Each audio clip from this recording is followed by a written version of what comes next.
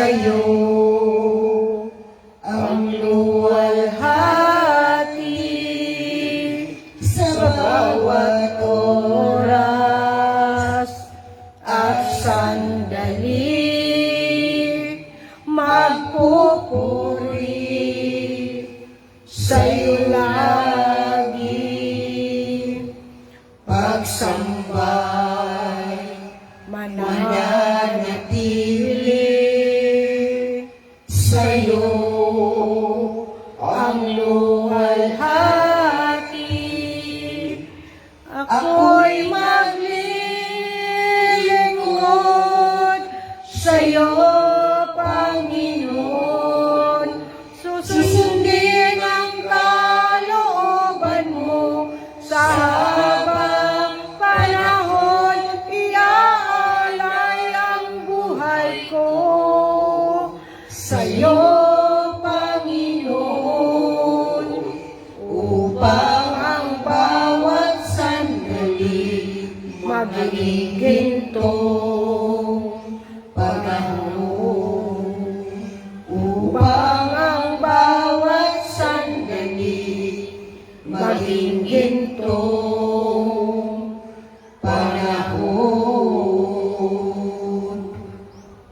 Praise the Lord. Hallelujah. Glory, glory to God. Dinadakila ka namin, Ama naming Diyos, ng aming kaluluwa at Espiritu. Sinasamba namin ang iyong dakila at banal at kataas-taasan ng pangkat. Narito kami sa oras na ito. Narito kami upang purihin ka, sambahin ka, luwalhati. Sapagkat ang iyong kabutihan at kagandahang loob o Diyos, aming nadama na kami mga anak mo. Nadama rin namin o Diyos ang iyong pagkaama sa amin. Yes, God. Praise the Lord. Salamat sapagkat patuloy kami naghilingkod sa iyo, sapagkat ang aming buhay ay nasa amin pa. Sapagkat ang mga nasa alikabok ay hindi makapagpupuri sa iyo. Ngunit kami na mga buhay, kami ay nag-aalay ng mga pagpupuri at pagpapasalamat sa iyo. Dinadakila ka namin, O Diyos. Hallelujah! Sapagkat ikaw ay dapat lamang karangalan, dapat luwalhatiin, sambahin. Hallelujah! At narito kami, Ama. Samahan mo kami sa aming pagsamba sa iyo. Tulungan mo kami na masamba ka namin, O Diyos, sa Espiritu at katotohanan. Ilagay mo sa aming puso at isip ang ibigin ka at paglingkod ka. Hallelujah! At samahan mo kami ngayon sa aming pagsamba. Tulungan mo rin ang mga nanood ngayon na nasa malayo ng aming mga kapatiran na sila'y nakatunghay sa aming pagsamba ngayon. Hipuin mo sila. Ipadama mo sa kanila, O Diyos, ang iyong banal na Espiritu. Ang mga may sakit na kailangan ng kagalingan, O Diyos, pagalingin mo. Patuloy mo kami proteksyonan sa aming buhay at ang iyong iglesia sa pagtahak namin ng taon na ito na 2026. Amen. Alam namin na ang aming buhay ay ikaw ang may hawak, O Diyos. Hindi namin kayang mamuhay at mabuhay kung wala ka. Tulungan mo kami na kami lalakad sa kabanalan at kasapgalan bago ka dumating ang iyong bugtungan. Hallelujah! At lubos kami nagtitiwala sa iyo, Ama. Ito po ang aming samo at dalangin sa pangalan ni Kristo na iyong anak, na ngayon ay nakaupo sa kanan ng trono sa langit. Amen. Praise the Lord. Purihin ang Panginoon. Amen. Sa ating pagbubulay ng mga salita ng Diyos, mga kapatid at mga kaibigan namin na nanonood ngayon, sundan ninyo po ako sa ating pagbubulay. Purihin ang Panginoon. Isang magandang araw po sa bawat isa. Sa lahat ng kabuti ng tinig na ito, sa lahat ng mga tao na ngayon ay nakatungkay sa amin.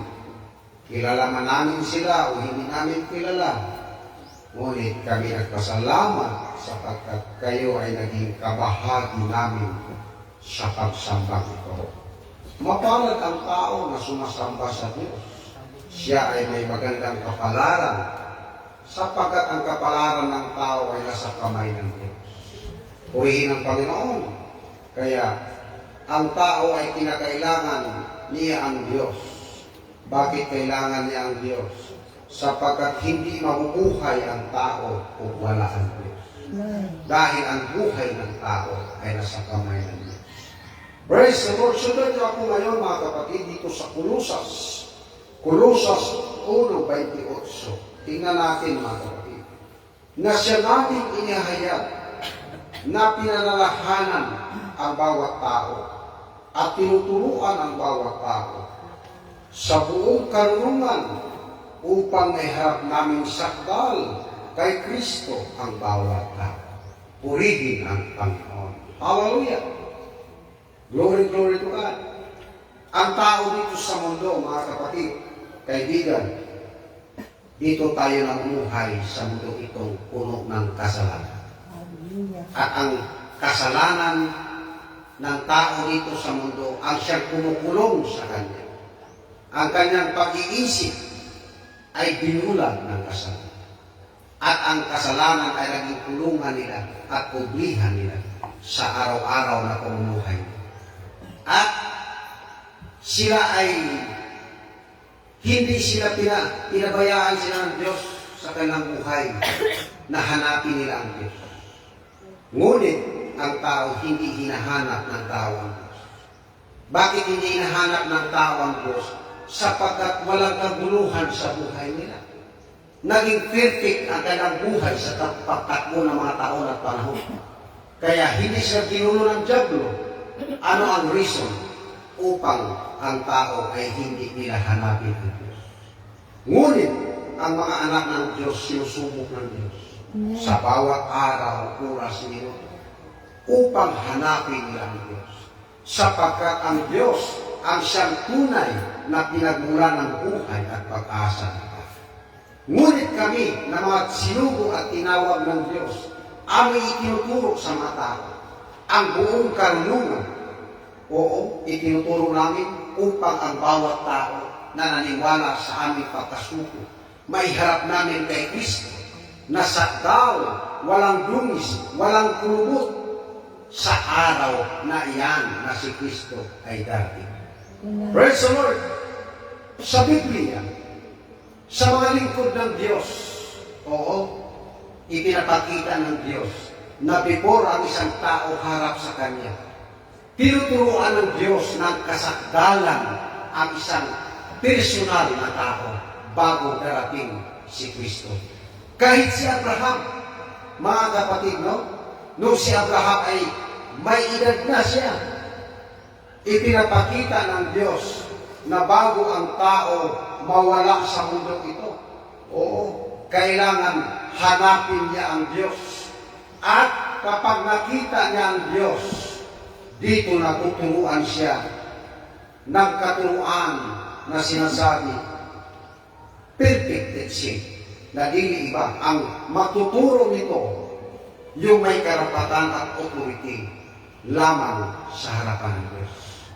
Tingnan natin mga kapatid, si Abraham, na nakarelasyon sa Diyos si Abraham. Nung si Abraham ay nakarelasyon sa Diyos, nung si Abraham ay malapit na ang kanyang mga karawan para siya ay mawala sa mundong ibabaw. Ano ang ginawa ng Diyos kay Abraham? Tinuruan ng Diyos si Abraham na maging sakdal, lumakad sa mundong ibabaw. Tingnan natin mga kapatid, ang Genesis 17, versikulo 1. At nang si Abraham ay may siyam na taon, 99, ay napakita ang Panginoon kay Abraham. Ako ang Panginoon, ang Diyos na makapangyarihan sa lahat.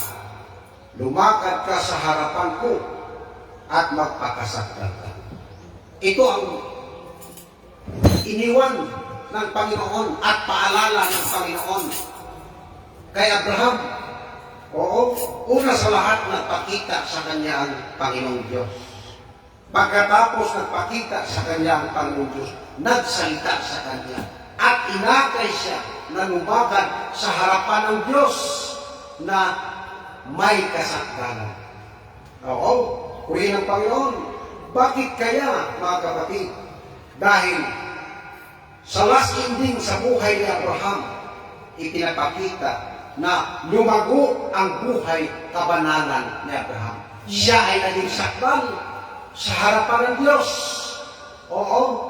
Ngayon, mga kapatid, ang iglesia, ito ay tinuturuan upang lumakad sa harapan ng Diyos.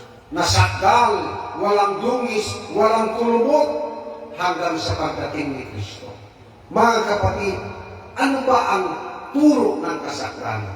Mga kapatid, kung ating titingnan, may halimbawa dito na isang taong sakdal sa Biblia na tinutukoy mismo ng Panginoon. Mga kapatid, na siya yung taong yan ay walang katulad sa lupa. Oo, na sinasabi, siya isang tao na pinagmalaki ng Diyos. Di iba, mga kapatid, si Job, na siya ay nakitaan sa kanyang mga karawan na siya ay sakdal, perfect, natatakot at lumalayo sa kasamaan. Amen. Ang meaning pala ng sakdal, may takot sa Diyos at lumalayo sa kasamaan. Mayroong dalawang bersikulo dito sa Job na tinutukoy, sa Job 1:1 at sa Job 1:8. Basahin natin ang nasa 1. May isang lalaki sa lupain ng Os, ng pangalan ay Job. At ang lalaki niyaon ay sakdal at matuwid at natatakot sa Diyos at humihiwalay sa kasamaan. Ito pala ang sakdal at matuwid para sa Diyos. Una, number 1, ang tao may takot sa Diyos, humihiwalay sa kasamaan. Tingnan natin, mga kapatid, ang dito sa 8. At sinabi ng Panginoon kay Satanas, iyo bang napansin ang aking lingkod na si Job, sapagat walang gaya niya sa lupa, nasakdal at matuwid na lalaki, na natatakot sa Diyos at humihiwalay sa kasamaan. Ang paghiwalay sa kasamaan, ang pagkatakot sa Diyos at paghiwalay sa kasamaan, yan pala, mga kapatid, ang paglakad sa kasakdalan sa harapan ng Diyos. Urihin ng Panginoon, may mga halimbawa dito na pinakita na lumakad sa kasakdalan. Mga kapatid, ipinapakita si Abraham, ipinapakita si Job, ipinapakita din dito si Zacarias na ama ni John the Baptist at ang ina ni John the Baptist. Mga kapatid, na dili iba si Elizabeth. Sila ay mga taong sakdal sa harapan ng Diyos at lumalakad sa lahat ng mga palatuntunan ng Diyos. Tingnan natin, mga kapatid, ang nasa Lucas 1, versikulo 6. Tungkol ito kay Zacarias at kay Elizabeth. Basahin natin sa 1:5. Nagkaroon ng mga araw ni Herodes, hari sa Judea, ng isang saserdote ang pangalan Zacarias sa puntong ni Abias, at naging asawa niya isa sa mga anak na babae ni Aaron, at ang kanyang pangalan Elizabeth. At sila'y kapwa matuwid sa harapan ng Diyos, na nagsisilakan na walang kapintasan sa lahat ng mga utos at mga palatuntunan ng Panginoong Diyos. Ito, mga kapatid, ang dalawang personalidad na pinapakita dito. Labas na doon kay Abraham, kay Job, at dito din ipinapakita ang dalawang mag-asawa. Ang dalawang mag-asawang ito, nakitaan sila na perfect sakdal na lumalakad sa mga palatuntunan ng Diyos. Ano yung mga palatuntunan? Sa mga po sa ating panahon ngayon, mga programa sa loob ng iglesia. Yan ang ating Bible study, yan ang ating prayer meeting, yan ang ating pagsamba, yan ang ating mga pag-share ng mga salita ng Diyos. Yan ang isa sa mga palatuntunan na ginawa sa loob ng iglesia upang ikaw ay akayin na maglingkod sa Diyos. Amen. At ang ibig sabihin nito sa panahon ni Apostol Pablo, ihiwalay mo ang sarili mo sa sanglibutan dahil ang sanglibutan ay puno ng pagkakasala.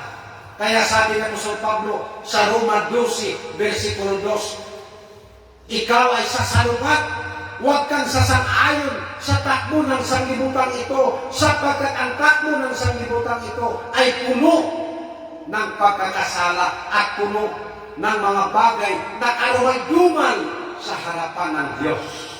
Mga kapatid, purihin ang Panginoon. Kaya sa atin, mga kapatid, saan ba ang sakdal na dalhin? Tuturuan ka ng aral, ituturo sa iyo ang mga karunungan, ang pagkatakot sa Diyos. Sundin mo ang kanyang mga utos at pagkatakot sa Diyos sapagkat ito ang buong katungkulan ng tao sa harapan ng Diyos. Amen. This is the whole duty of man unto God. Ito yung tibuok-buo ng katungkulan. Bawat tao sa mundo ito mayroong mga katungkulan. Una sa lahat, pag ikaw ay Pilipino, katungkulan mo na sumunod sa batas dito sa Pilipinas. Oo, ngunit hindi pa natatapos dyan. Pag ikaw isang ama, may katungkulan ka sa asawa mo, sa mga anak mo. Ang mga anak mo, gamitan mo, pakainin mo, paaralin mo. Sunod, ang katungkulan, hindi pa natapos dyan. May buong katungkulan ka pa na yun ang tinutukoy sa Ecclesiastes 12:13 ng katungkulan ng tao. Matakot sa Diyos at sundin ang kanyang mga utos. Amen. Ngayon, ang mga tao walang takot sa Diyos. Hallelujah. Bakit walang takot sa Diyos? Hindi man nila hinahanap ang Diyos. At hindi nila, mga kapatid, binigyan ng kuwang ang Diyos sa kanilang puso. At ano pa? Binaliwala nila ang Diyos sa kanilang buhay. Namuhay sila gaya ng mangmang. Ang mangmang nagsasabi sa kanyang puso na walang Diyos. Kaya napapahamak sila at walang nagligtas sa kanila sa daan.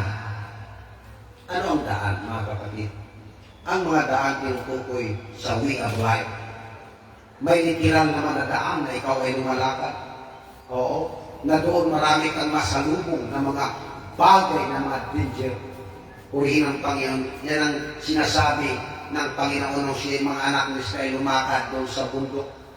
Doon sa bundok ng Sinai. Oo. Ang mga anak ni Israel, mga kapatid, una sa lahat, nilabas sila ng Diyos. Oo, sa pamamagitan ng pamumuno ng kailang sinugo ng Diyos sa si Moises. Ngunit ang mga anak ni Israel ay hindi nila sinunod si Moises. At kanilang dinaniwala.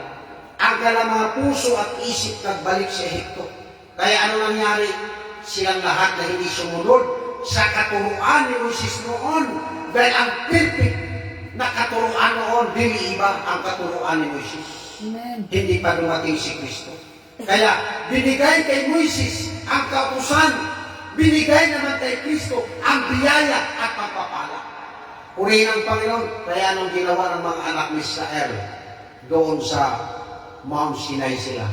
Puro sila pasaway, puro sila paggulong-gulong, puro sila angal, puro sila kontra, puro pag-alinlangan sila sa kanilang paglalakbay. Kaya anong ginawa nila, mga kapatid? Pagdating nila sa Mount Miraba, at yung sa Mount Sinai, mga kapatid, walang tubig. Sinubok sila ng Diyos. Nung walang tubig, mga kapatid, sila'y nagagalit. Nagagalit sila kay Moises, nagagalit sila kay Aaron, nagagalit sila sa Diyos. Pero ang tubig pala, nandyan lang sa kanilang paligid. Yung bukal ng tubig na si Kristo, nandoon lang. Sinubok lang para makita at lumabas sa kalang bibig kung ano ang kalang ibubulalas. Kaya ang tao mabulalas, ano yung mabulalas? Madali ka bang nangagawa? Sinusubo ka. Pero hindi na alam, nandiyan lang sa tabi. Yung batong sumusunod sa kanila, natili iba si Kristo. Amen. Oo. Pero nung nalaman ang kanilang mga puso at damdamin, lumabas kasi sa kanilang bibig na ang laman ng kanilang puso, sila'y nagagalit. Sabi ng Diyos kay Moises, itaas mo ang iyong tubig. Kausapin mo ang bato, lalabas ang tubig. Si Moises galit na rin, pinalo ang bato. Nung pinalo ang bato, lumabas ang tubig. Okay? Nung sila'y nagutom, dahil wala daw silang makain doon sa ilang. Pero hindi nila iniisip, napakarami nilang pagkain dala. Dahil ang dala nilang baka, milyon-milyon na baka. Ang tupa, milyon-milyon na tupa. Kambing, milyon-milyon. Dami silang hanip. Pero ang kanang isip, hindi na naisip yun sa nila. Nagutom kami, wala na kami pagkain. Hallelujah. Sinubok din sila ng Diyos kung ano ang kailang mga damdamin. Oo. Ang ginawa nila, kumain sila ng mga pagkain na ubas, gubat. Yung kailangan ngipin, kapag ikaw ay kumain ng mga maasim, ang ngipin mo ay sasakit. Bakit sasakit? Lahat kasi ng mga tartar, aangat yan. Oo. Kaya sumakit ang ngipin nila. Pero, hindi na nakita ang maraming ng baka, ang maraming ng kamilyo. Oo, hindi na nakita ang maging pagkain nila. Binulag sila. Ang ginawa ng Diyos, mga kapatid, nagpaulan ng mana. Kung sa ating panahon ngayon, hamburger. Mana, ibig sabihin ng mana, hindi mo kilala. Oo, na yung mana pa lang yun, na umulan, yun pala ay si Kristo din. Kaya sabi ni Kristo, ako ang tinapay na bumababang mula sa langit. Okay? Tapos pinasunod naman ng Diyos, sabi ng Diyos kay Moises, ang ipakuha ko sa kanila bawat araw, isang salot lamang. Ang tawag sa salot noon, Omer. Isang salot lamang, bawat isang tao. Oo, huwag kang magdagdag.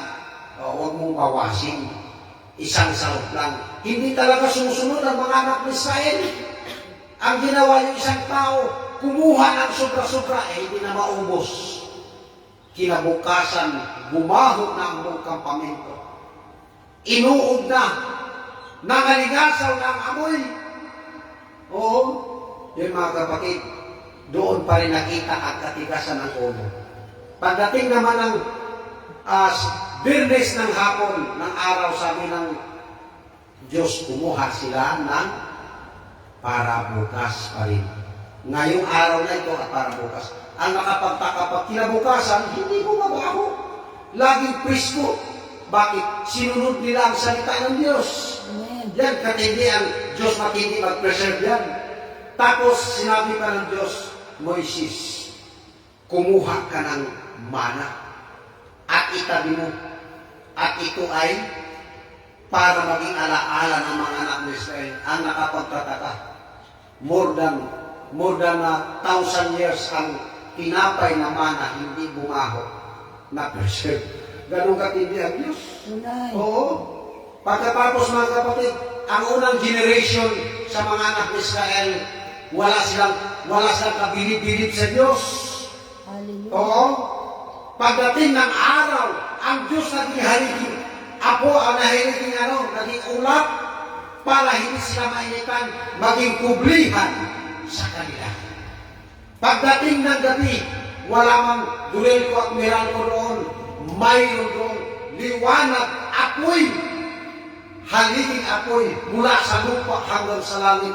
Yun ang ganang ilaw na hindi na binabayaran. Tunay. Isipin mo yan, nung sila ay ginipit ng mga sundalong Ehipsyo, wala silang matakbuhan, bundok sa kabila, dagat sa kabila, ganito na ang mga sundalo ng Paraon. Ipinakita pa rin ng Diyos ang kanyang kapangyarihan. hinati ang dagat. Dumagat sila sa tuyong lupa at naging kublihan nila ang mga tabi ng dagat upang di sila mapanak ng mga sundalo ni Parao. Nakalagpas sila. Nakalagpas pati ang mga hayop na dala nila pati ng mga anak.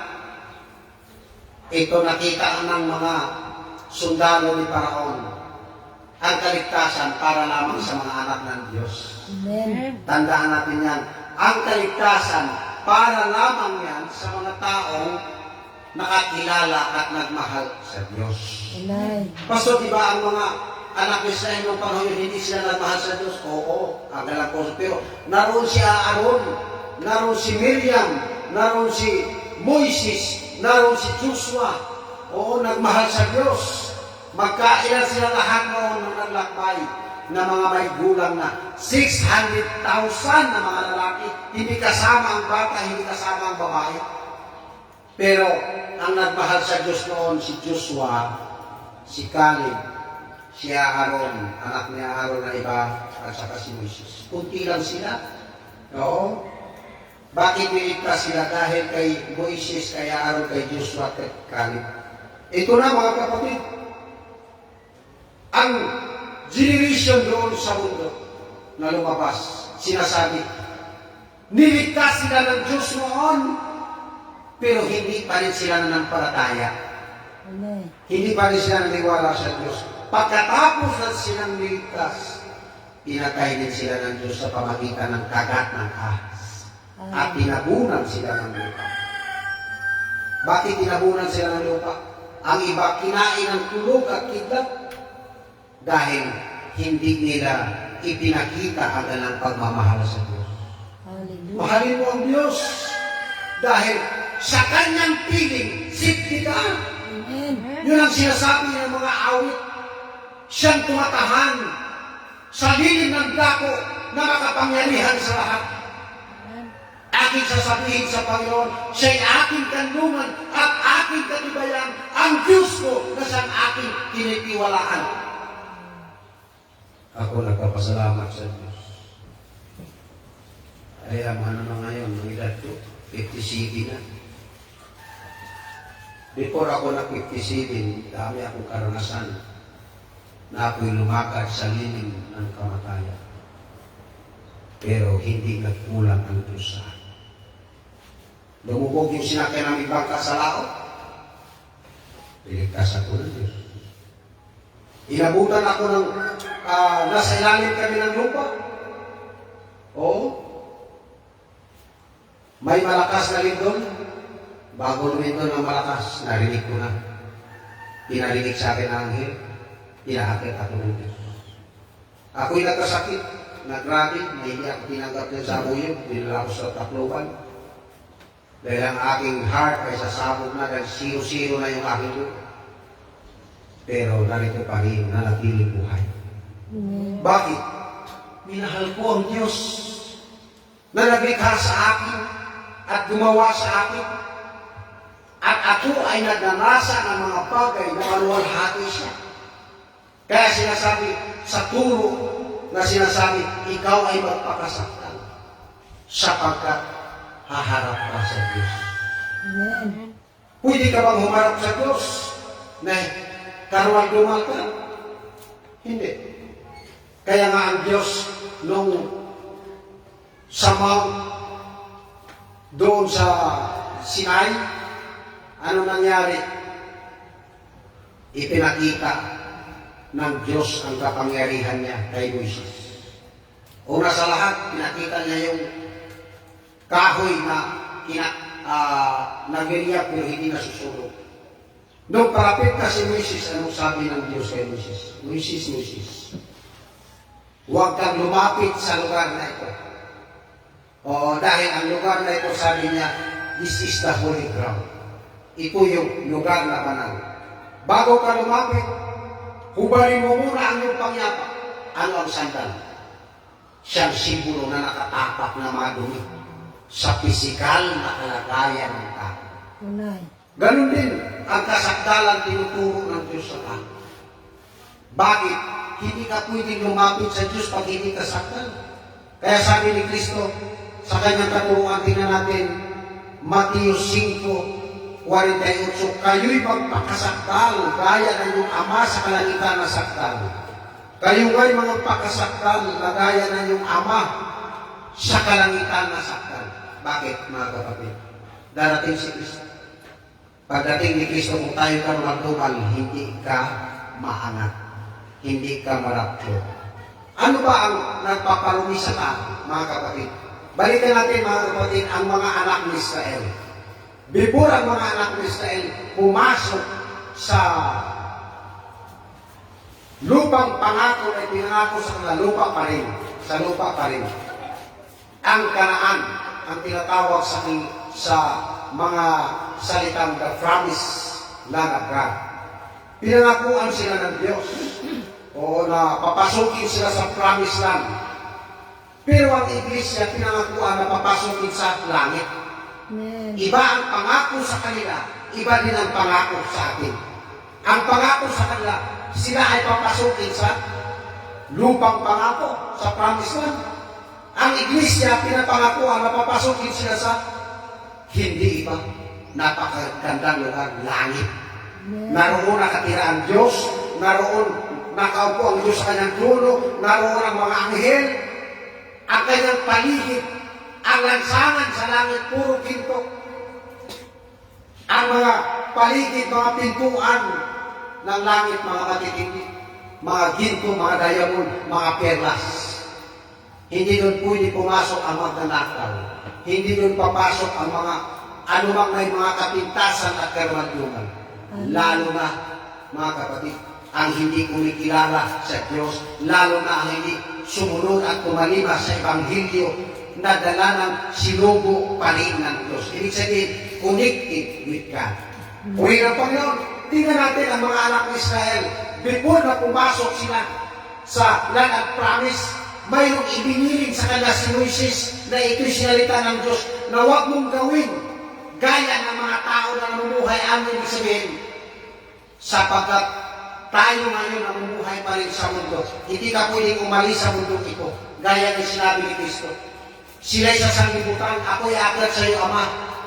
Ingatan mo sila sa sanglibutan. Ingatan mo sila sa masama. Oo, pinapangingatan tayo sa mga banat ng kaaway laban sa atin na hindi tayo mapahamak. Ngunit, ang mga anak ng Diyos, kailangan mag-iingat ka rin. Dahil kapag hindi ka nag-ingat sa iyong sarili, ang masama makapasok, magkaroon ng full entry sa buhay mo. Okay, mga anak Israel, ito ang tagubilin sa kanila.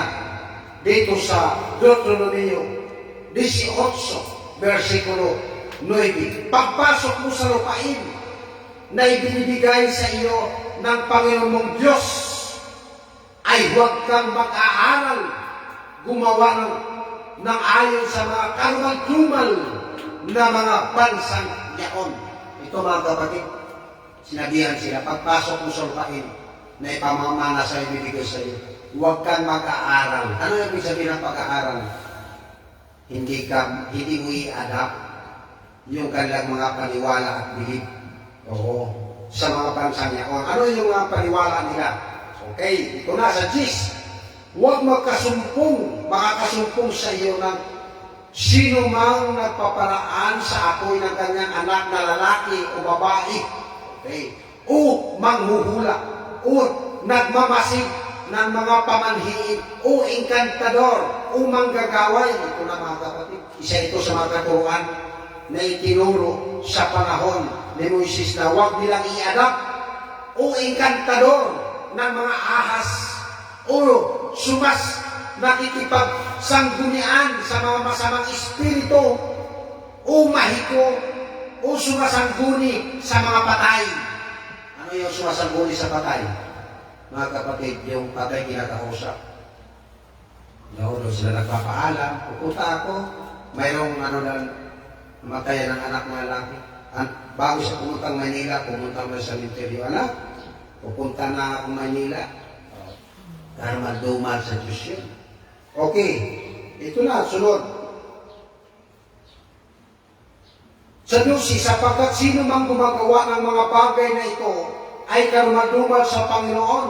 At dahil sa mga karumadumal na ito, ay pinapalaya sila ng Panginoon mong Diyos sa harap mo. Risi, tingnan natin. Ikaw ay magpakasakdal sa Panginoon mong Diyos. Okay. Yan ang isa yan sa pagpakasakdal sa Panginoon Diyos. In the Old Testament time, sa panahon pa ni Moses, ngayon sa ating panahon ngayon, nawala na ba yan? Hindi yan nawala. Dahil sinasabi yan ang turo. So, sa panahon ni Moises, hindi lahat ng mga nasa kautusan ay nawala.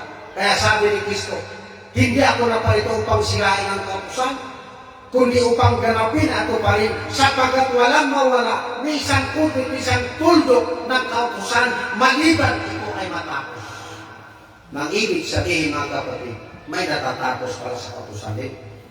Nga, purihin ang Panginoon, katusin sahin natin, sapagkat ang mga bansang ito na iyong aariin ay nakikinig sa kanila na nagmamasid ng mga pamanhiin at sa mga manghuhula, ngunit tungkol sa iyo ay hindi pumayag ang Panginoong Diyos na gawin mo. Okay, sa mga anak ng Diyos, mayroong mga bagay na hindi pumapayag ang Diyos na gagawin natin. Nay. Oo. Dito sa sanglibutan, sa ating buhay ngayon, bilang mga anak ng Diyos at naghihintay, paano ba tayo magpakasakdal? Balikan natin ang ating scripture kanina, mga kapatid. Hebreo 6:1. Purihin ang Panginoon. Diyan talaga, mga kapatid, ang tinuro ni Pablo sa lahat ng mga iglesia sa iba't ibang dako sa Asia. Tingnan natin, mga kapatid. Hebreo 6:1. Kaya't tayo tumigil na sa pagsasalita ng mga unang simulain ng aral ni Kristo. Okay, balikan natin. Ano ba ang unang simulain ng aral ni Kristo? Bago ang isang tao makonvert, turuan ka muna. Ibanghilyo muna. Pagkatapos ng ibanghilyo, babautismuhan ka. Pagkatapos ng mabautismuhan, okay. At tayo'y mga papatuloy sa kasakdalan na huwag nating ilagay na muli ang kinasaligan ng pagsisisi sa mga patay na mga gawa at ng pananampalataya sa Diyos. Ito kasi yung may mga pasimulang aral ni Kristo. Hindi pa na-convert, kailangan i-convert mo siya, i-convince mo siya kay Kristo. Ituro mo sa kanya ang mga katuruan ni Kristo. Pagdating na hindi pa na bautismuhan, ituro mo sa kanya ang bautismo. Pagkatapos mo ng bago siya bautismuhan, mga pagsisisi sa kasalanan. Pagkatapos nito, na-convert na siya. Nasa iglesia na ituro mo na, mga paghukom. Si Kristo, babalik. Ituturo mo sa kanya. Ituturo mo rin sa kanya, halimbawa, panglas na katuruan na ituro sa isang mananampalataya, the doctrine of perfection. Anong doctrine of perfection? Una sa lahat, ituturo din sa iyo. Pagkasugo ng mga sinugo ng Diyos, kailangan nakakita siya sa kalwalhatian ng Diyos, na bautismuhan siya ng Holy Spirit sa apoy. Pagkatapos, ang mga anak ng Diyos tuturuan sa paghukom. Tuturo sa kanila. Panglas teaching na ituro ng isang sinugo ng Diyos, ang kasakdalan. Dahil kapag ang isang mananampalataya, hindi ka nagbubunga ng kasakdalan, ibig sabihin, ang iyong gawa sa harapan ng Diyos ay patay. Not counted. Bakit, mga kapatid? Halimbawa, hindi ka namuhay sa kasakdalan. Ang pamumuhay kasi sa kasakdalan, paglayo sa mga bisyo sa sanlibutan. Pag-iwan sa iyong mga barkada na puno ng bisyo, dahil kapag hindi mo iniwan ang barkada mo na puno ng bisyo, mahawa ka. Halimbawa, may barkada kang adik, maging adik ka rin. May barkada kang malakas lumaklak ng alak, maging malakas ka rin maglaklak ng alak. Pag ikaw ay nakabarkada na mapangalumya, ikaw ay mahulog sa kangalumya. Kung ikaw magkaroon ng barkadang palamura, maging palamura ka rin. O bakit? Yun ang sinasabi. Kung ano ang balahibo ng mga yon, na mga ibon na yun, magkasama silang lumipad. Oo? Ngayon, ang mga anak ng Diyos, tuturuan ka. Bakit ka tuturuan?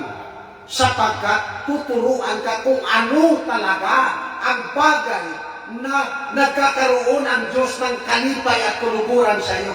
Sabi mo, hindi man matuwa ang Diyos ito pag ginagawa ko. Oo. Kaya magbunga ka ng kasakdalan, dapat ikaw ay natanim. Saan ka natanim? Sa turo at aral na tama na dilig.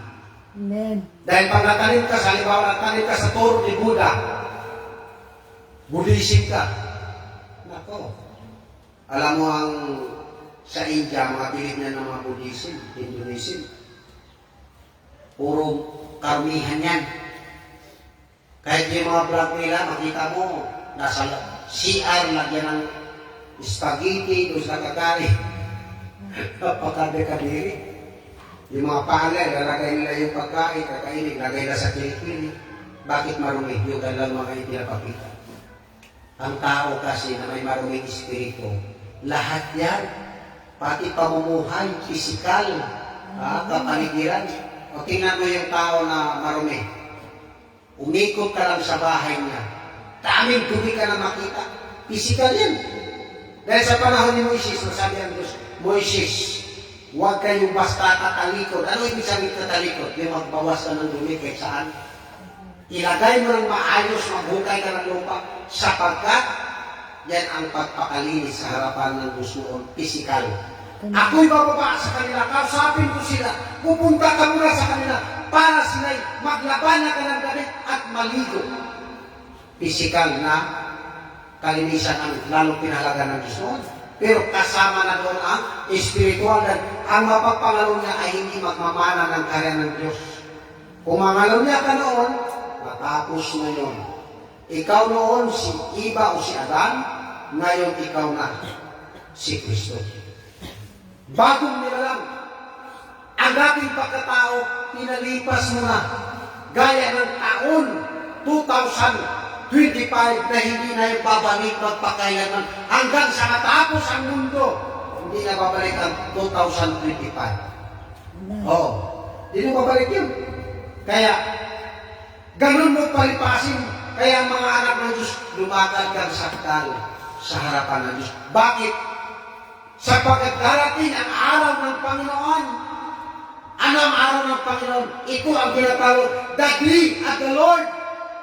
Ito ang araw na kahindik-hindik. Ito ang araw na katakot sa mga tao sa sanlibutan. Pero sa mga anak ng Diyos, ito yung tinatawag, mapalad na araw. Mapalad na pagdating ni Kristo. The blessed hope of coming of Jesus Christ. Ito yung dakilang pag-asa ng mga anak ng Diyos. Kung ating titingnan sa araw ng Panginoon, bakit tayo magpakabanal? Bakit tayo magpakasakdal, mga kapatid? Upang tayo ay makatayo sa harapan ng anak ng tao. O yan ang reason. Walang ibang dahilan at reason bakit ikaw isang mananampalataya magpakasakdal. Para ikaw ay makatayo sa harapan ng anak ng tao. Tingnan natin mga kapatid. Dito sa Lucas 21. Kasama dyan mga kapatid ang panalangin, pagdulog sa Diyos. Kasama dyan na habang ikaw ay nanalangin, unti-unti kang nililinis ng salita ng Diyos. Nakikinig ka ng salita ng Diyos. At ikaw ay nakipag-usap sa Diyos. Sa Diyos na yung kinikilala na nakaupo sa trono na tamang Diyos, tunay na Diyos. Tingnan natin mga kapatid. Dito sa Lucas. Okay. Lucas 21 talatang 34. Datapwat mag-ingat kayo sa inyong sarili. Okay. Ang sarili mga kapatid ng biruan niya na dalhin mo. Kahit nga si Pablo, pinapag-ingat ang mga kanyang mga bishop na ang kanilang mga aral na hawak, baka ang aral na yung manliligaw na. Datapot mag-ingat ka sa iyong sarili. Baka mga lubok ang iyong mga puso sa katakawan at kalansingan. Number 1, pagkain. Number 2, yung mga paglalasing. Sunod, at sa mga pagsusumakit ukol sa buhay na ito. Ano yung pagsusumakit? Naghahanap ka ng mga bagay para gamitin mo sa buhay na ito, pero hindi ka na makapaglingkod sa Diyos. Magtrabaho ako, lingkod, hindi ako makasimba kasi kailangan kong kumayo. Oo, pero yun, sa ginawa mo yan, hindi ka na makasimba pag linggo, ang ginawa mo yan, iyon na tuloy si Jesus Christ, ang Diyos. Winala mo na siya sa buhay mo. Winala mo na ang schedule mo sa Diyos. Dahil ang schedule mo na para kay Jesus Christ, para sa Diyos, ang schedule mo magtrabaho na. Ang ibig sabihin, malungkot na ang Diyos sa iyo. Dahil ang pagsamba, yan ang pagpupuri mo, pagniwalhati mo sa Diyos, pag-aalay mo sa Diyos. Okay, tuloy tayo. Okay. At dumating na bigla sa inyo ang araw na iyon na gaya ng silo. Masakal ka, masilo ka. Bakit? Wala na, hindi ka na sumimple. Silo ka na. Okay, tuloy tayo. 35. Sapagkat gayon darating sa kanang lahat, nananahan sa ibabaw ng buong lupa. Lahat nananahan sa ibabaw ng lupa may pagsubok. Pero ang makalagpas lamang sa lahat nananahan sa ibabaw ng lupa, kung pinagtiisan mo ang salita ng Diyos. Oo, yan ang binabanggit sa Revelation 3. Oo, dahil tinupad mo ang aking salita. Oo, ikaw naman ay iingatan sa panahon ng pagsubok na darating sa buong sanglibutan. Lindol, tidal wave, landslide, baha, accident, karamdaman, mga sakit, mga sakuna. Palagi kang palagpasin ng Diyos dahil iniingatan mo ang kanyang tipan, ang kanyang salita. At ikaw ay nagmahal sa Kanya. Mas minahal mo siya kaysa lahat ng bagay sa mundong ibabaw. Amen. Ang iba mas mahal nila lahat ng bagay sa mundo. Sabi ni Kristo, ang magmahal sa kanyang anak, ang magmahal sa kanyang ama, ang magmahal sa kanyang ina, higit kay sa akin, ay hindi karapat-dapat sa akin. Hindi ka mapasukin sa langit. Hindi ka makasimba. Ang iba sa akin nila, pag kami sumimba, hindi na kami makakain. Hindi mo kang kumain, sumimba ka. Ako, pagdating ng linggo, ang ginagawa ko, hindi mo na ako kakain. May mga kasamahan ako, mga pastor, nung ako nag-mission nung una kong mission, doon sa Calaguas Island. Mayroon ako mga kasamahan, mga pastor, pag linggo ng umaga, problema na nila yan na kailangan lang kumain. Pero ako hindi. Pagkagising ka sa umaga, manalangin, magbasa ng Bible. Wala sa akin ang isip o pagkain. Sa kanila pagkagising sa umaga, kaagad hanap sila ng kahoy. Ano gagawin nila? Magluluto kami. Kailangan daw talaga makain dahil sila ay nanatili sa tinatawag makataong kalagayan. Gusto nila, ang alam kasi nila, hindi sila mabubuhay kung walang laman ang tiyan. Kinuntra nila yung sinabi ni Kristo, managli by bread alone. Ngayon, ang isang tao na busog ka, tapos makinig ka ng salita ng Diyos, untol na ang salita ng Diyos sa'yo. Bakit? Malakas ang iyong pisikal, malakas ang iyong laman. Kaya nga si Kristo nagtuturo ng pag-aayon. Yung mga nag-aayon doon noong panahon ni Kristo. Ang mga alagad naman ni Kristo, mga kapatid, hindi nag-aayon noong panahon ni Kristo. Ang mga alagad ni Juan nag-aayon ng mga parasiyo. Pero sabi ni Kristo, darating ang araw na mag-aayon na sila sapagkat kukunin na sa kanila ang lalaking nasa kasalan. Okay, puri ng Panginoon. Okay, tuloy tayo mga kapatid. Basahin ko sa inyo ang 21:36 lang. Lucas, datapwat, mga puyat kayo sa bawat panahon. Okay. Na magsidain. Anong pagdain mga kapatid? Pagmamakaawa sa Diyos upang kamtan ninyo ang makatakas sa lahat ng mga bagay na ito na mangyayari. Okay, manalangin ka, dumain ka, magmakaawa ka upang ikaw maka-escape sa lahat ng mga pangyayari. Panglas, upang makatayo kayo sa harapan ng anak ng tao. Ano ibig sabihin mga kapatid? Presentable ka na humarap kay Kristo. Kaya ang lumakad, pagpakasakdal, kasama dyan ang lumakad ka sa mga gawain, panalangin, pag-ayuno, gumawa ka, yan ang ibig sabihin. Inihanda yan para pagdating ni Kristo, presentable ka, na ikaw ay nakapanglinis na sa lahat ng kasalanan, lumakad ka na sa kabanalan before ang araw ng pagdating ni Kristo. Kaya ang araw ng kasakdalan, ito tinuturo yan para maiharap na sakdal kay Kristo ang bawat tao. Sino ang magtuturo sa kanila? Sinugo ng Diyos. Ang dami nagtuturo. Tanong mo sa kanila, sinugo ka ba? Oo. Pag sinabi, sinugo ka ba? Pag sinabi, oo, nakita mo ba kalulatian ni Kristo? Oo. Dami kasi nag-aagi na sinugo, pero hindi naman na nakita ang kalulatian ni Kristo. Ako nagpasalamat sa Diyos. Oo. Na nakita ko ang kalulatan ni Kristo. Ang iba naman sabi, kinukontra ka agad. Bakit kumukontra? Dahil hindi nangyari sa kanila. Purihin ang Panginoon. Balikan natin mga kapatid, ang nasa Kolosas 1, 28, na siya naming inihayag. Okay.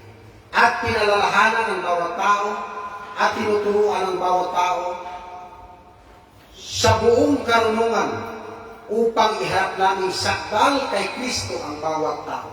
Bawat tao iharap. Haharap ang bawat tao. Pero ang mga anak ng Diyos, ang magharap nito, sinugo ng Diyos. O ipresenta kay Kristo. O ang hindi sinugo, magpresent-present ka, sabi ni Kristo, sino ka? Ha? O anong karapatan mo? Magpresent ka. Lumayas ka sa harapan ko, hindi ko kayo kilala. Yan ang sabihin ni Kristo. Pagdating ng panahon, o ikaw may relihiyon ka, tapos hindi mo naman nakita ang kalulatan ni Kristo, hindi ka apostol. So sabi ni Kristo, sino ka? Oo, magpisit ka sa akin yung mga membro mo. Oo, yung mga membro mo, magkasama kayo. Oo, sa dagat-dagatan, mabuti yung dagat-dagatan kalookan. Dagat-dagatan, apoy ang asukri. O ikalawang kamatayan, bakit? Kapag ikaw ay nangaral ng salita ng Diyos na hindi ang Diyos nagsalita sa iyo, nagbubulaan ka. Ang bulaang relihiyon, bulaang mga ngaral, kasama ang kablo, kasama ang hayop, sila'y ibulit sa dagat-dagatang apoy. Hallelujah. Alam niyo ganito yan. Kapag nangaral ka na hindi ka sinugo, wala kang katiyakan. Oo. Bakit wala kang katiyakan? Sino ba ang nagsabi sa iyo na mangaral ka? Sinabi ng aming pastor. Oo, yung pastor mo rin na may utak sa iyo, sino ba nagsabi sa kanya? Oo, kailangan niya, mga kapatid, yung matibay na basihan na ikaw ay sinubong ng Diyos. Hindi isa, hindi dalawa, hindi tatlo. Maraming mga bagay na patunay na isang tao ay sinubong ng Diyos. Agalang patunay na nangaral sila, magpalayas ng demonyo, magpagaling ng sakit, mangaral na makapangyarihan. Hindi yun applicable sa Diyos. Okay po yan ang Panginoon. Ang mga anak ng Diyos kailangan lumakad ka sa kasakdalan. Oo, kaya tingnan natin mga kapatid ng Episo. Episo 5:1. Okay, ito na. Kayo ay magsitulad sa Diyos na gaya ng mga anak na makalimahin, mga minamahal. At magsilakad kayo sa Diyos at magsilakad kayo sa pag-ibig, gaya rin naman ng pag-ibig ni Kristo sa inyo at ibinigay dahil sa atin ang kanyang sarili na hain at handog sa Diyos upang maging samyo ng masarap na amoy. Ito palang magandang alay mga kapatid, yung lumakad ka sa harapan ng Diyos. Nasakdal. Oo. Dahil ang iglesia, mga kapatid, pagdating ni Kristo, ihaharap na sakdan. Ang mga kapatiran na hindi lalakad sa kasakdalan, iwan sila. O, bakit? Mayroon silang lunis, mayroon silang kulubot. Di sila makasama sa langit, sa pagharap. Magkaroon sila ng kapitasan, maiwan sila talaga. O, kaya sinasabi mga kapatid, tingnan natin ang iglesia. 5:27, upang ang iglesia ay maiharap sa kanyang sarili na maluwalhati at walang duwis o kulubot o anumang gayong bagay, kundi ito'y nararapat maging banal at walang kapintasan. Ito yung last na aral, mga kapatid, sa iglesia bago si Kristo darating. The last doctrine. Sabi ng iba, bakit may doktrina pa? Yan tuloy ang nagkaroon ng kababahagi. Si Kristo may doktrina. Oo. Tinuturuan ni Kristo sa kanyang aral o doktrina ang mga tao. Ang mga tao naman may kagalakan na nakikinig sa doktrina ni Kristo. Hindi katulad ng mga parasiyo na tinuturuan na walang kaaral-aral. Sa amin daw, wala ng aral, basta nakabasa ng Biblia. Pwede na yan. Alam niyo, ganito yan. Kahit sa Biblia, may aral. Kahit ngayong binasa natin yung Hebreo, tumigil na tayo, sabi ni Pablo, sa mga aral at doktrina ng mga pasimulang aral. Oo. Wala daw aral. Napaka-mangmang naman ang mga taong yan. Hangakos na mangmangan. Oo. Nagpapakilalang matalino, pero mangmang naman, sarapan ng Diyos. Kaya kayo tumigil na sa pagsasalita ng mga unang pasimulang aral ni Kristo. Anong ibig sabihin sa English yan? No? Doctrine of Christ. Purihin ang Panginoon. Kaya, ang mga anak ng Diyos, mga kapatid, kailangan magpakasakdal ka. Amen. Ang isang mananampalataya, kailangan lalayo ka na sa bisyo. Magpaparumi sa iyo yan. Ang sinasabi ko, hindi para sa akin, para din sa iyo yan. Para ka makapasok sa langit, para ka presentable pagdating ni Kristo. Dahil ang mga hindi nagbunga sa kasakdalan, mga kapatid, sila ay manghihina at mawawala sa iglesia. Tingnan mo yung mga kapatiran na laging mga nagbibidyoki, laging sumasayaw ng mga kuratsa. Hindi sila nagbunga ng kasakdalan. Ano nangyari ba ng huli? Kukontra na sila. O sasabihin na, yan ang sinasabi ni Pablo, hindi ituro mo sa kanila ang magaling na aral, sapagkat hindi nila titiisin ang magaling na aral. Bandang huli, magkaroon na silang katina ng kanilang tainga at hahanap sila ng guru na sasang-ayon sa kanilang mga bisyo. Mga kapatid, tingnan natin mga kapatid ang sinabi ni Kristo dito sa Lucas 8. Mula 10 hanggang 14, tingnan natin. At sinabi niya, siya niya'y pagkaloob ang makaalam ng hiwaga ng karian ng Diyos. Ang hiwaga ng karian ng Diyos, una na pero ang hiwaga. Mukha ni Kristo. Sunod, ang paglakad sa kasakdalan at kabanalan, makapasok sa langit. Hiwaga yan, na dapat malangkad sa iyo. Hindi papasok doon sa langit. No, ang hindi, lalakad sa kabanalan at kasakdalan. Okay. Datapot ang mga iba sa mga talinghaga upang kung magsitingin ay huwag silang mga kakita at mga karinig at huwag silang mga kaunawa. Ang pag hindi pagkaunawa, isa din yan sa hadlang na ang tao hindi papasok sa langit. Ito ang talinghaga ng binhi ng salita ng Diyos. Ito ang talinghaga, ang binhi ang salita ng Diyos. Listen, tingnan natin. Sa 12, at ang mga sa tabi ng daan ay ang mga nakikinig. Kung magkagayon dumating ang diablo, hallelujah, at inalis ang salita sa kanilang puso. Ano ang gawa ng diablo? Alisin ng diablo ang salita ng Diyos sa puso ng tao. Okay. At upang huwag silang magsisampalataya at maligtas. Okay? Malaga pa ng palataya para ikaw maligtas. Okay? 3C. At ang mga sabatuhan, okay, natanong sabatuhan, ayaw mga pagkarinig ay tinatanggap na may galak ang salita at ang mga ito'y walang ugat. Okay, dapat makaugat ang isang mananampalataya na sila sa sandaling panahon nagsisampalataya. Dahil lang sa pananampalataya, iiwan ang iglesia. At ang panahon ng tukso ay nagsisiliwalay sila. Okay, 14. At ang nahulog sa dawagan, at ito ang nakikinig, at samantalang sila'y nagsisiyaon, sa kanilang lakad ay ininis sila ng mga pagsusumakit ng mga kayamanan, na iba gustong yumaman, at mga kalayawan, mga bisyo yan, kalayawan, sa buhay na ito, at hindi na nagbubunga ng kasakdalan. Ito mga kapatid, kailangan talaga ang pagbubunga ng kasakdalan.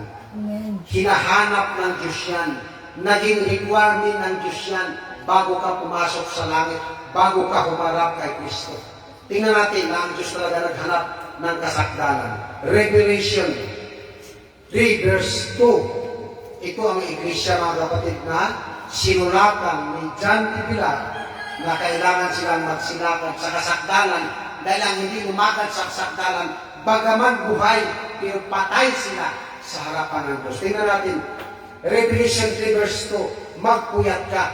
Okay. At pagtibayin mo ang mga bagay na natitira na malapit kang mamatay sapagkat wala akong nasumpungang iyong mga gawang sakdal sa harapan ng aking Diyos.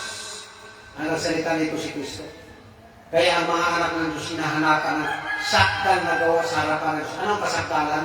Yan ang paghihiwalay mo sa mga bisyo sa sanlibutan. Pamumuhay mo na kasama si Kristo. Amen. Oo. Ang paghiwalay sa sanlibutan, ibig sabihin, dapat ikaw hindi ka nakasama sa bisyo.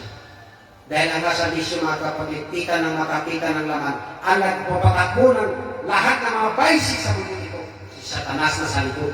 Hallelujah. Kaya sabi ni Kristo, itatayo ko ang aking iglesia, sinabihan niya si Pedro. At ang mga pintuan ng Hades ay hindi mananaiglaban sa kanya. Ano yung Hades, mga kapatid? Impyerno. The gate of hell, she cannot prevail against this church. Mga kapatid, bakit mga kapatid pagdating ni Kristo? Ang mga nagpakabanal, ang mga nagpakasakdal, sila ang maangat. Bakit maangat sila? Hindi sila kapitan ng bigat, ng power ng kasalanan. Magpakasakdal ka, magpakabanal, at lumakat ka na kasama ni Kristo. At mamumunga ka sa Espiritu. Yan ang bunga sa Espiritu. Una magpakasakdal at lalakad ka, na mamumunga ka. Ang isang mananampalataya kailangan nakaugat ka sa turo at aral at magbunga ka sa kasakdalan at magbunga ka rin ng bunga sa Espiritu ng Diyos. Galatia 5, tingnan natin, 22. Purihin ang Panginoon.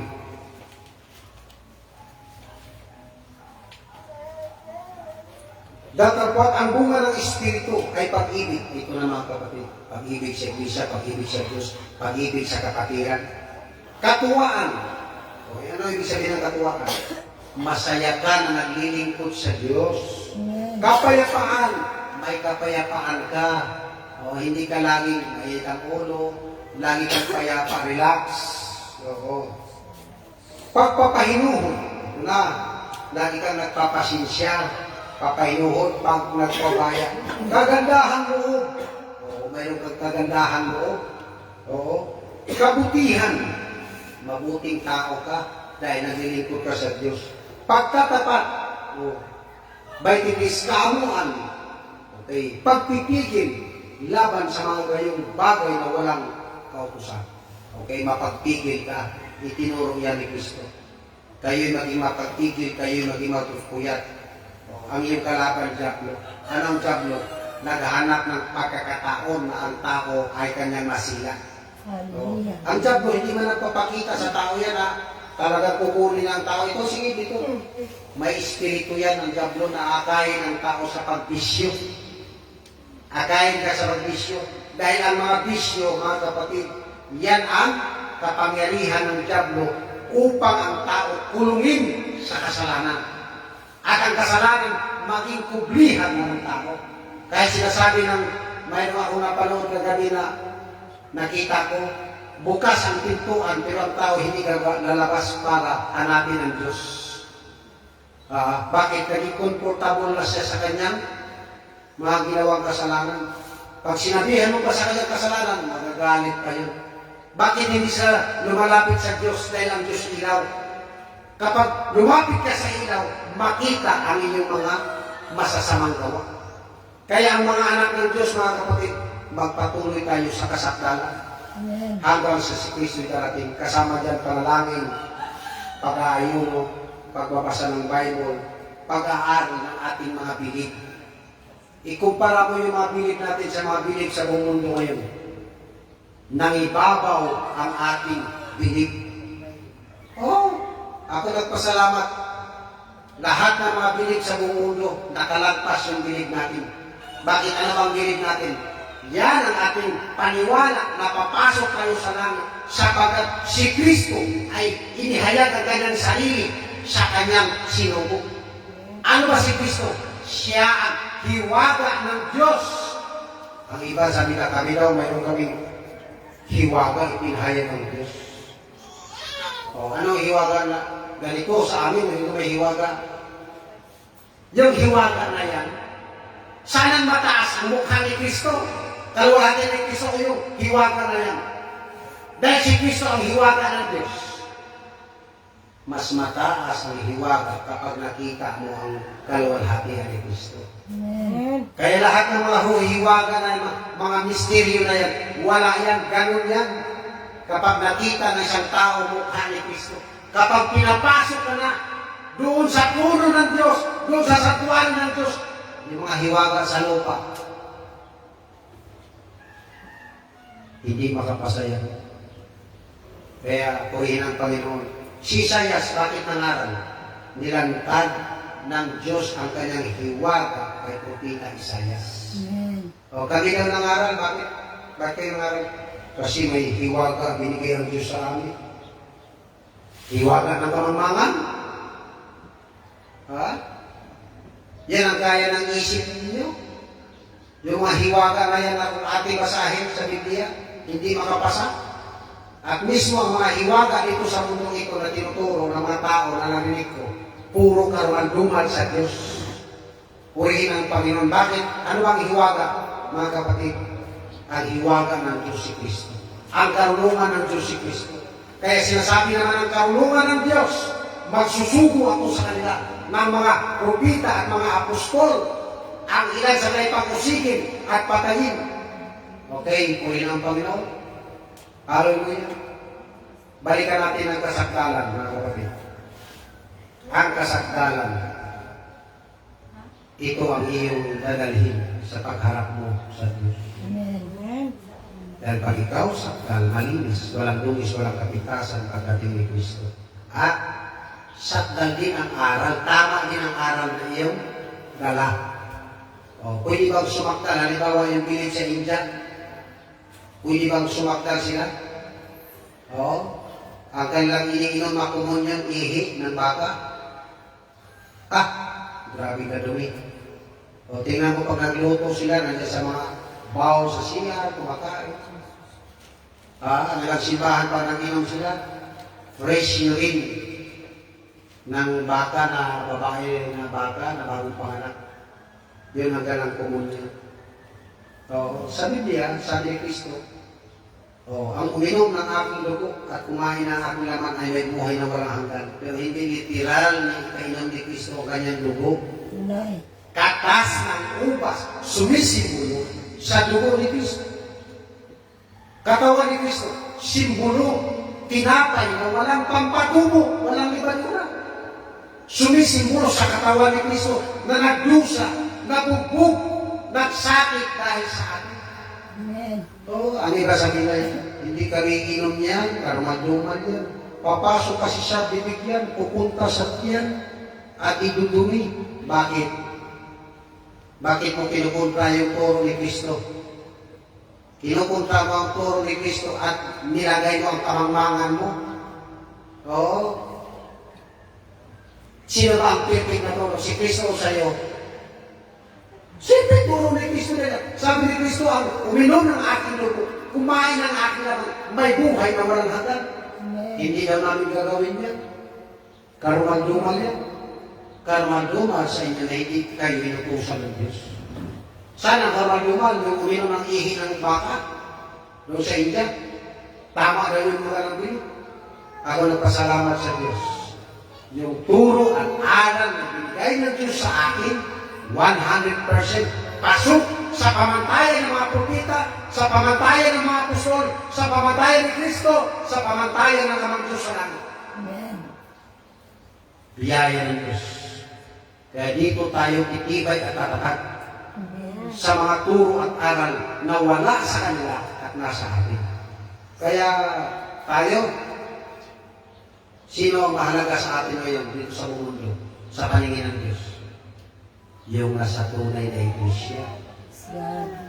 Ang araw na si Kristo babalik, kukunin muna yung mga anak ng Diyos.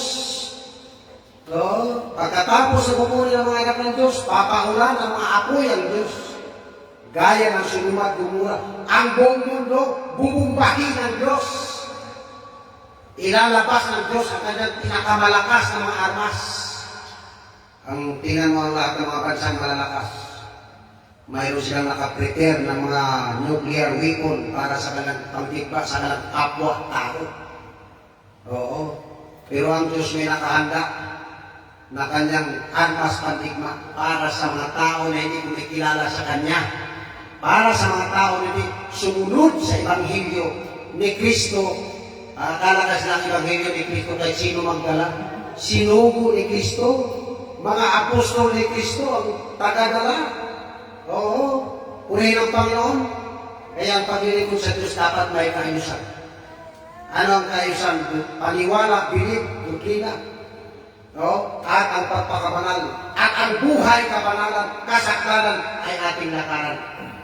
Oo, mga kapatid, bakit lakaran natin?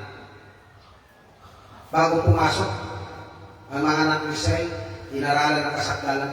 Ang iglesia bago pumasok sa langit, aaralan ng kasakdalan. Oo, purihin ang Panginoon. Tayong lahat ay tatayo.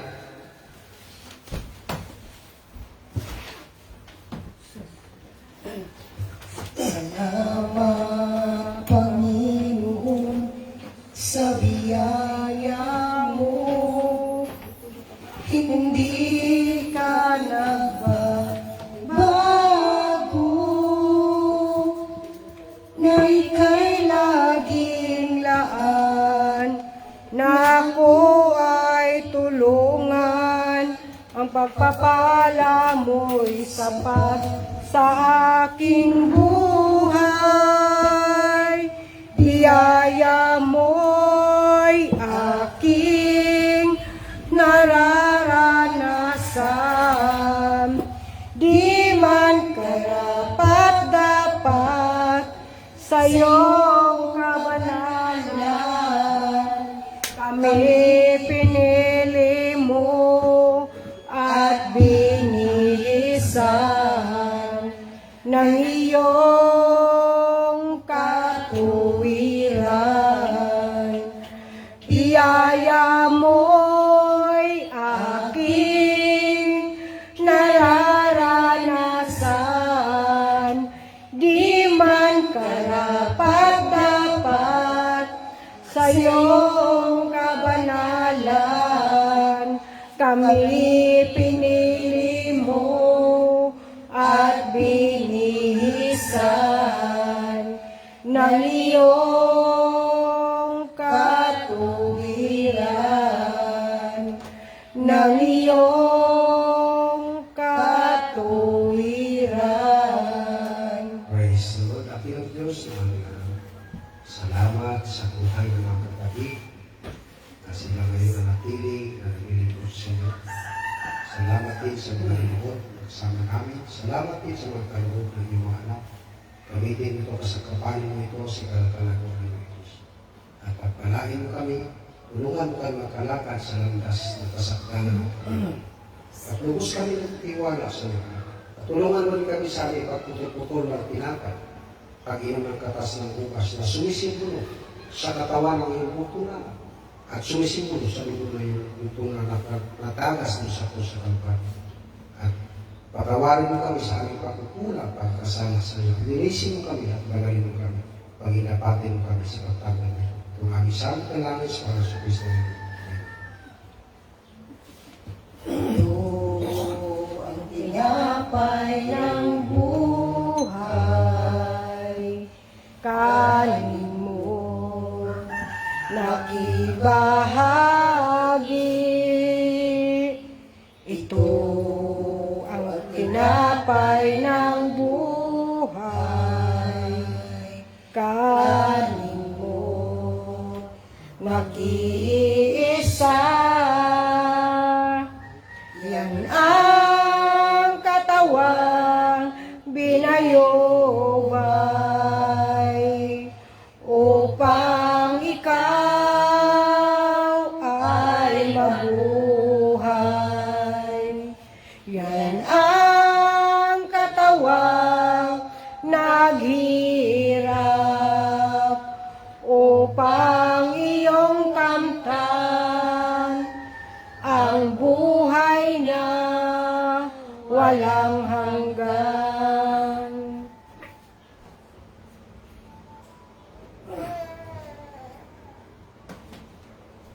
Sapagkat ang tinanggap ko sa Panginoon na binibigay ko naman sa inyo ng Panginoong Isus na gabi sa pagkalumo ay 50 ang tinapay. At nang siya makapagpasalamat ay kanyang pinagputol-putol at sinabi, ito ang aking katawan na pinagputol-putol dahil sa inyo. Gawin niyo ito sa pag-alala sa akin. Kainin natin ang tinapay.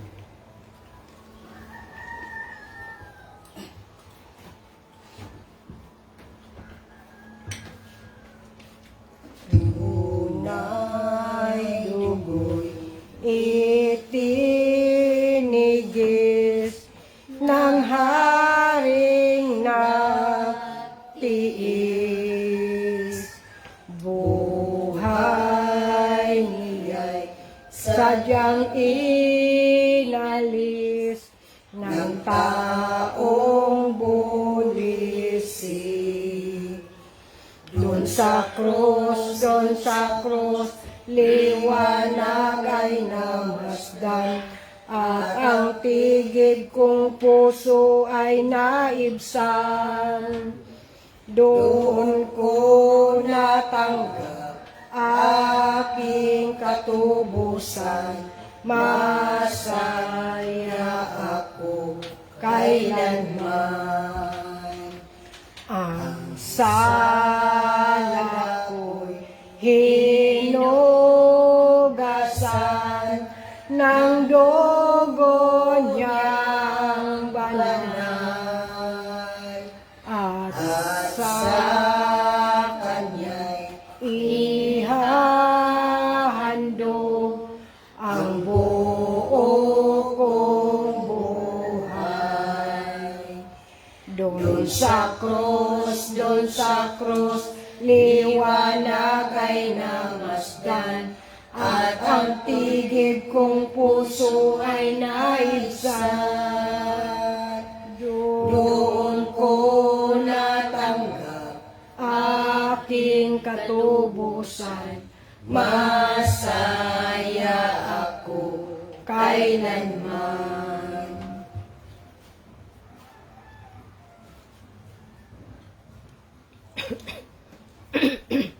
At gayon din naman inawakan ng saro pagkatapos na makahapon na sinasabi, ang sarong ito na siyang bagong tipan ng ating gawin niyo ito, tuwing kayo nagsisinom sa pag-alala sa atin, ating inuman ng saro.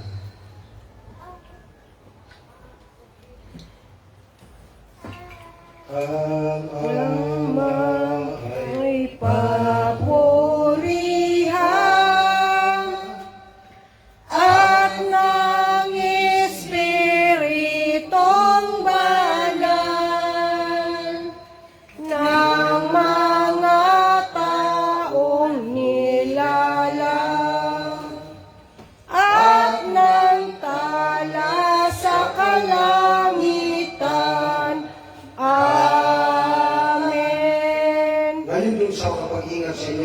pagkapisyo at sa inyo makapagharap na walang kabintasan na may malaking galak sa harapan ng kanyang kaluwalhatian. Sa isang Diyos na ating tagapagligtas, sa pamagitan sa Kristo na ating Panginoon, sumakanya nawa ang kaluwalhatian, ang karangalan, ang pagkahari, at ang kapangyarihan sa unahang panahon, at ngayon at magpakailanman. Salamat.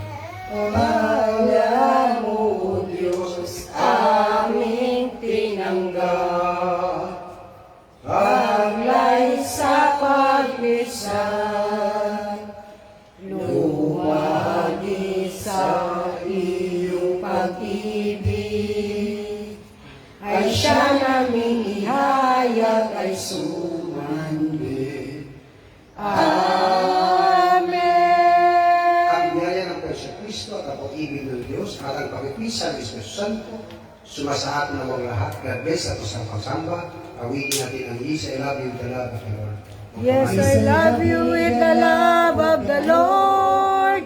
Yes, I love you with the love of the Lord. I can see in you the glory of my Yes, I love you with the love of the Lord. Umahal kita sa Panginoon. Umahal kita sa Panginoon. Nakikita mo kalwalhatian niya. Umahal kita sa Panginoon. Oy, baby na. Yes. Yes. Uy, pag-try mo anong kuan? Gising dan ka na son ni Irene kuan. Kanihan yung lalabaw na Ito yung sticker, ipapilit ni. Hindi para makatigaman. Ito ako sa YouTube. Okay, para pagpindot dali ang Oo. kita. Nanggili.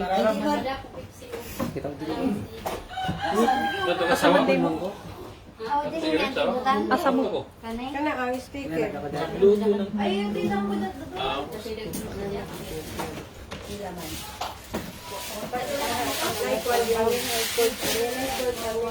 Naisunta. Maligo sa dagat. Magsugba ng isda. Pagma rin na anong bata na kadali. Mag-ulit na rin ano. Practice na mo. Karon na magbangkas mo wala na na. Tawag ka? Puro ka masarap?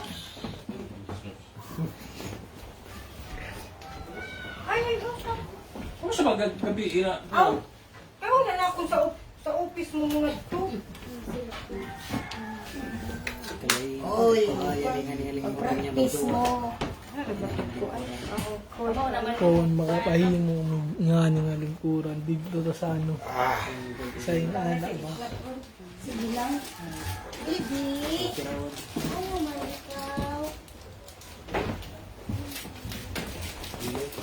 Practice ninyo kay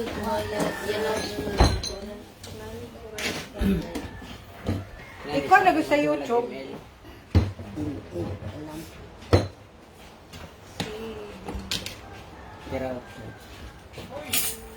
Kana butangan na dapat tikuan. Oo, buta lagi mo sa akin. Buta lagi skincare. Wak kong... Ikaw kung hindi asap ko. Kana po siya di ay. Amot asa ni. Wak ko kakuan. Gapay kuan sa speaker ni. anong wara? Diha man na. Uy, naka-live pa ta. Diha siguro. Ha?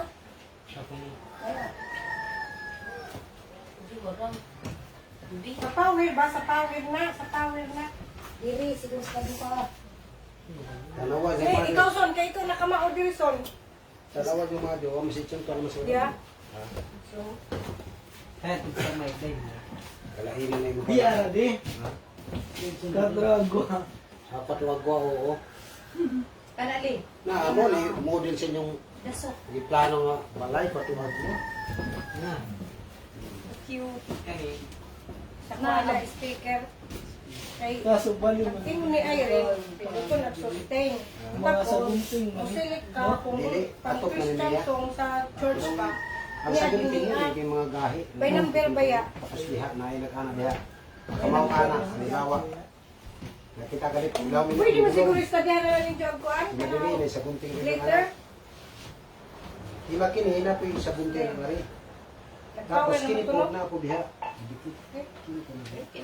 O sa, Chinese. pakuan. Kana may pakuan sila. Nakakuha na mi ato ni Bago na ang bubong. Sinalin. Nga bubong. Jingle bells man to. Itong pang ano, Ting, bakang ting, church. ting. Di ako dire. Yan ay tupit. Dini ko banda.